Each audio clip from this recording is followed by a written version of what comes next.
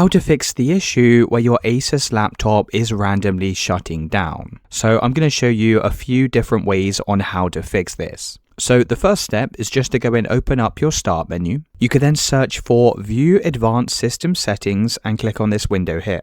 Now click on Settings next to Startup and Recovery and make sure Automatically Restart is unchecked like you see here, and then go and press OK and apply and OK. You can then open back up the Start menu and click on Settings. In the left hand side, select System and click on Power and Battery. Now select Screen Sleep and Hibernate Timeouts and make sure all of these different options are set to Never. Now make sure you do this for both plugged in and also on battery as well. You can then close out of this window, open up the Start menu, search for CMD, and then right click on the command prompt and run this as administrator. Now go and type in sfc/scan